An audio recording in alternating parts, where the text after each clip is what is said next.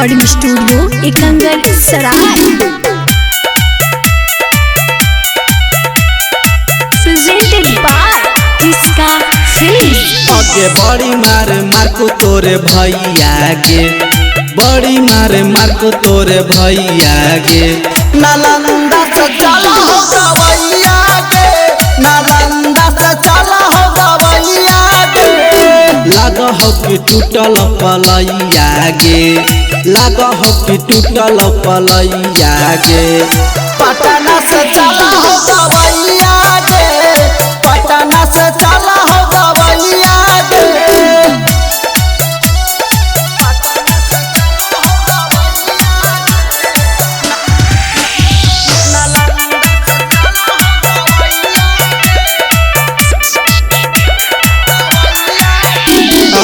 मारे में ओकरा नाइलो तनी माया, मारी के दिल कौ धुन गे। खाना खाए में ना बना हो हमारा, निकला हो मुहावा से खून गे। आगे मारे में ओकरा नाइलो तनी माया, मारी के दिल कौ धुन गे। खाना खाए में ना बना हो हमारा, निकला हो मुहावा से खून गे। आगे बड़ी हो गौशालावा कसैया गे, बड़ी हो गौशालावा कसैया गे। गया से चला हो गवैया गे, गया से चला हो गवैया गे।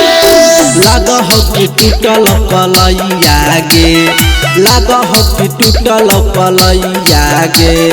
पटना से चला हो गवैया गे, पटना से चला हो गवैया गे।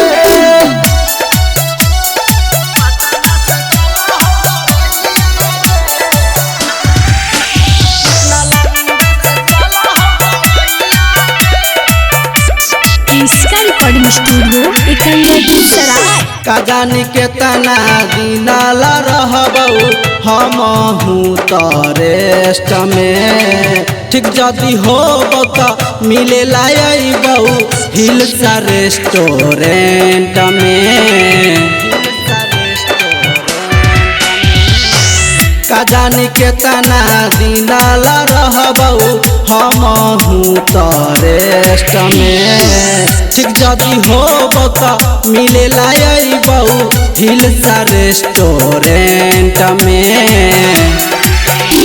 टमाटर लाल कर तो उपैया गे, टमाटर लाल कर तो उपैया गे। जहानाबाद से चला हो गवैया गे, जहानाबाद से चला हो गवैया गे। बड़ी मार को तोरे भैया गे, बड़ी मार को तोरे भैया गे।